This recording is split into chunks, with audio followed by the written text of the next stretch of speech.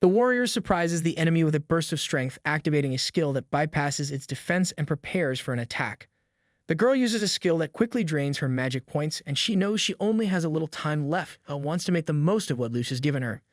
Even though the monster has tough armor, high health, and can heal, the warrior feels confident and ready to take it on directly. The stun effect wears off faster than he thought, and the monster roars back to life, launching a sudden counterattack.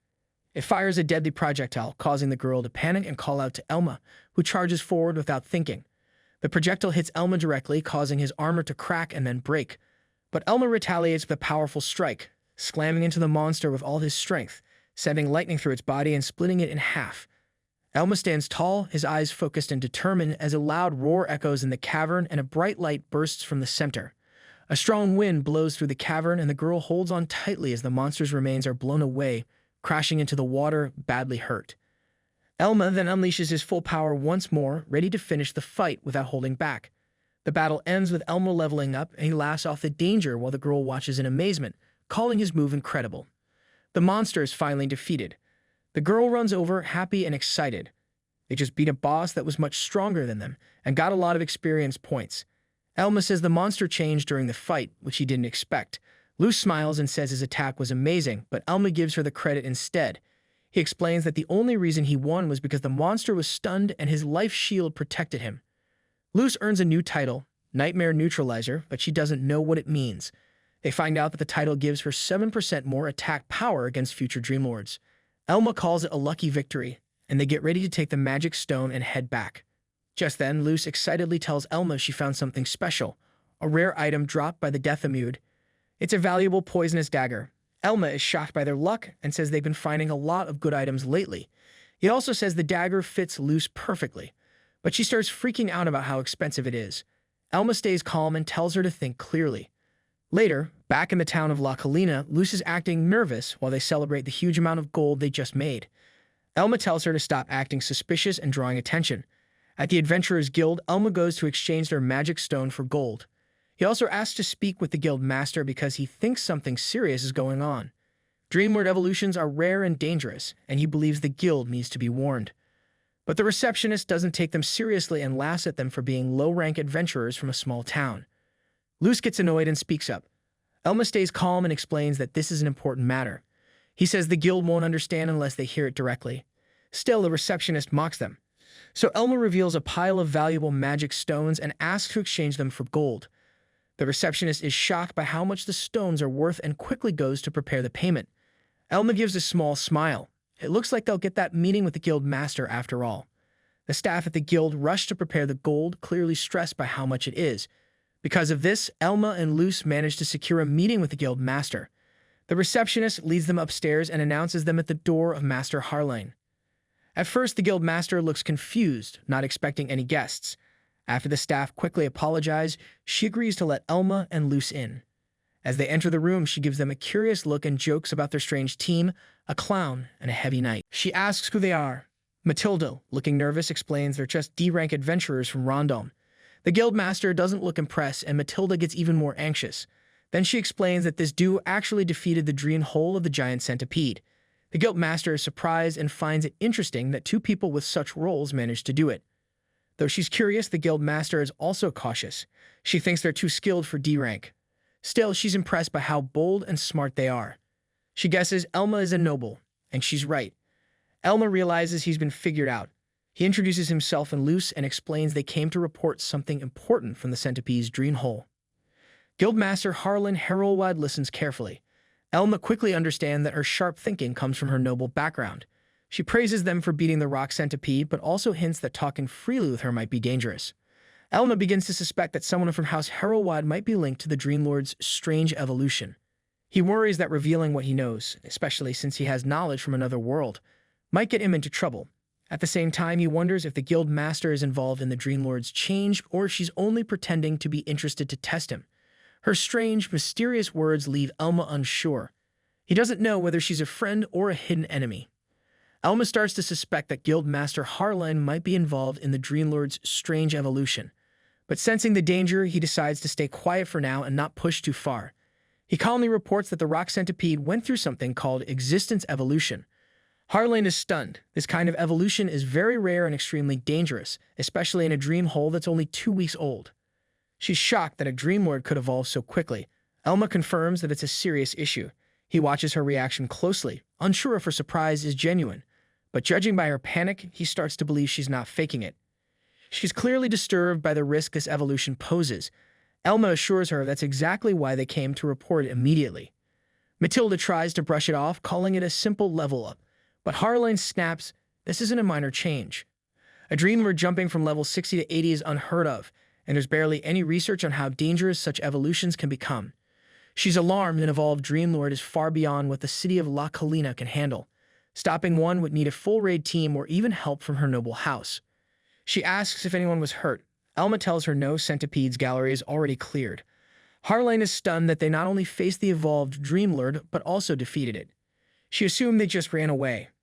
Now she's struggling to understand how they pulled it off. When Elma says they've already traded in the Dream Lord's magic stone, she's even more shocked and embarrassed. Trying to stay composed, she demands to see the stone. But Matilda misunderstands and offers to bring tea instead.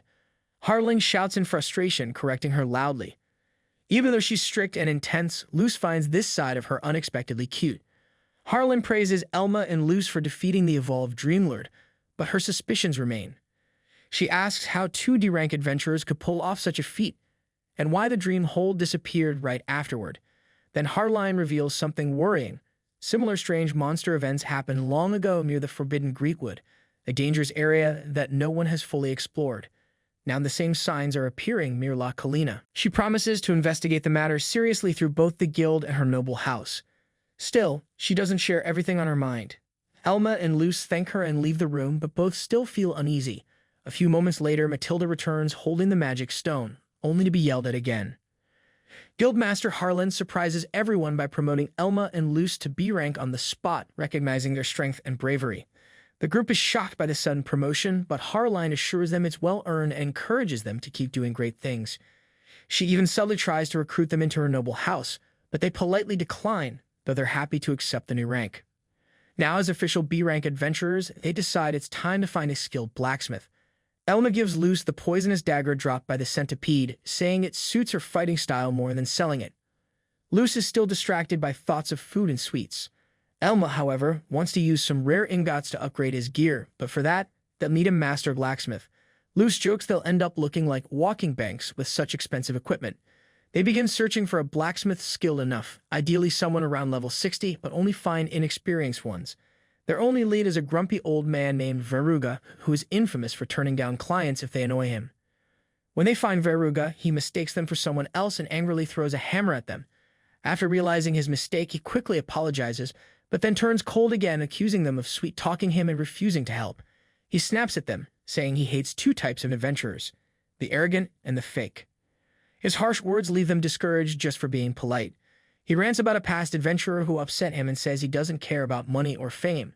Realizing he's too upset to reason with, Elma and Luce decide to leave. But just as they turn away, Veruga yells at them to either follow him or get out. Startled, they hurry after him. Inside, Veruga lectures them about how adventurers rely too much on weapons instead of growing stronger themselves. Elma and Luce listen patiently and explain that they're serious about becoming better. They show him a piece of rare mithril, which finally grabs his attention. Curious, Veruga agrees to listen. At first, he still refuses to forge a weapon for them, calling them too weak. But then Elma reveals their B rank and even fought a mythal golem. That impresses Veruga, and he agrees to test their strength. Elma adds a rare ruinous rune to the request, surprising him even more. After seeing their determination and skill, Veruga finally accepts the job. Elma and Luce wait eagerly over the next few days as Veruga works on the sword.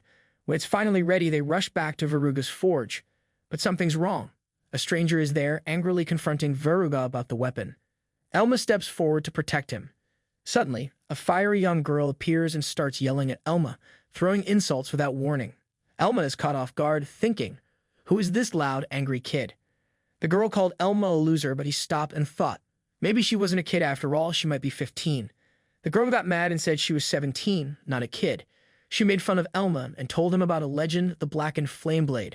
The girl said she was the first person to learn from the Blackened Flameblade, which surprised Elma. The girl wanted a special sword called the Mithril Sword, but the man who owned it said no.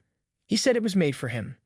The girl offered him a lot of money, but he still said no. She got angry and broke the wall with her power, hurting the man. Everyone was shocked. The girl made fun of the man's fighting skills and demanded the sword again. The man said he was holding back, but the girl didn't care. The other people checked on the man, and they decided to have a fight to settle things. A woman named Hild bet money on the fight, but she wanted the sword if she won. The old man told her it was a bad idea, but the knight agreed to fight.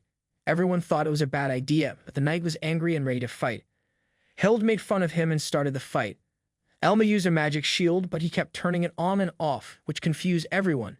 Elma explained he was trying to keep his health up, because fighting with no shield would be too dangerous for both of them. He was confident, but also a little strange. Hild was ready to fight, but then another woman came and recognized the fighter. Hild was ready to fight and told the knight to bring it on. The fight started, and Hild was better than Elma both when they were far apart and when they were close. Elma stopped the fight and asked the official a question about the rules. He wanted to know what would happen if someone died. The official said it was allowed, and the fighters knew the risks. Elma was happy with the answer, and Hild agreed to the rules, even though she was annoyed. The official got ready to start the fight again. Elma got stronger, and Hild rushed at him. Elma used a powerful skill that made him twice as strong. Hild was surprised. Elma then used another skill that was very risky because it meant he had no defense. Everyone was worried, and Hild got ready to fight back. She jumped back and got ready to use a powerful fire spell. She told everyone to stay away. Hild was shocked when Elma got even stronger. She fired her spell, causing a huge explosion, but Elma was completely unharmed. Everyone was surprised. Hild was scared and stopped the fight. She said she just wanted a break, but the guild wouldn't let her change her mind. Elma said no to her offer to pay less for the sword. He told her the real price, which was 5 million gold. Hild was shocked and speechless. She was upset about the price, which was 51.5 million gold, and begged Elma to lower it. Everyone watches as Hild actually pays the full 50 million gold, surprising everyone. Elma is shocked, while the guild worker looks pleased, clearly impressed with how successful Elma's plan was. Suddenly, Hild charges at Elma, demanding her money back. She's angry and says she even sold her weapons to get that gold. Elma quickly grabs Luce and runs away. Hild yells, blaming Elma for tricking her. At that moment, Elma realizes the man with Hild is probably the famous Black Flame swordsman Kalos, an A-rank warrior. Kalos steps forward and asks Elma if she really fooled Hild for her gold. Elma is nervous but admits that Hild challenged him for the sword and lost fairly. After a tense moment, Kalos calmly accepts the answer, saying it's what he expected. He lightly hits Hild on the head and says he never agreed to be her teacher. He also admits he knew she would mess up. Hild looks heartbroken and confused. Kalos turns to Elma and praises him for being a good person. Elma becomes embarrassed and says Kalos is acting too kindly. Kalos then offers to repay the gold, but Elma refuses. Kalos insists Elma should keep it as a lesson for Hild. Later, during lunch, Kalos brings up something serious. He mentions strange monster appearances and dream hole activity near La Colina. He tried to explore one of these dream holes but failed when a large number of monsters came out. He believes recent monster attacks might all be connected. If these disasters keep happening, people may lose safe places to live. Elma believes something bigger is behind it, and Kalos agrees. Luce, however, thinks they might be overthinking it. Kalos asks both Elma and Luce to help him explore a dangerous dream hole called the Graveyard of Grief. Though worried, Elma still agrees, thinking he might be the only one who can stop whatever is happening. With Hild motivated again and more skilled adventurers joining them, the group, led by Kalos, gets ready for their next dangerous quest. Seeing so many adventures, Elma is impressed with the guilds in the bigger cities. Meanwhile, Hild asks Kalos why call so many people as only some healers would be enough for their assists, since rest is a burden anyways. Meanwhile, others wonder why the disciple of Black Flame Blade is carrying a scythe. Luce also wonders why would Kalos choose Hild of all people, which Hild made, and Luce immediately apologizes. Kalos then tells them the reason for choosing Hild because when she was at that stage, everyone was selfish except one person who used to give her advice from time to time, so she decided to have one as well. Suddenly, Kalos alerts everyone as level 52 Mad Wolf approaches. The party engaged in fierce fighting. Elma defeated one of the wolves, while Luce also poisons one of the wolves. In the magic world, a monster's speed decreases when poisoned. As Luce is about to finish off the wolf is suddenly killed by an archer from a distance. After defeating the wolves, Elma thanks his blacksmith for such a good armory. Elma asks Luce if the centipede knife is working, however, it seems she took some damage. Luce thinks to have a heal potion. That's when she gets healed by an innocent-looking girl named Maybelle. She introduces herself as C-rank priest and is excited to work with B-rank seniors. Elma is happy to see a good white magic user whom they can trust. That's when the archer from before taunts them for using precious MP before even entering the dungeon. This makes Elma mad as he tells him that in order to reduce the large number of enemies they have to go on the offensive, also tells him to shut up as he will spoil the mood. The archer tells him that it's going to be a long raid quest, as their mission is to investigate the interior of the dungeon, which is not a normal expedition. The archer then makes a scary face telling him to not rush and stubbornly also calling Elma a newbie. The archer then accuses Elma for disrupting the atmosphere in order to gain control of the situation. The archer also advised teasingly to not make a bad name by saying whatever he wants.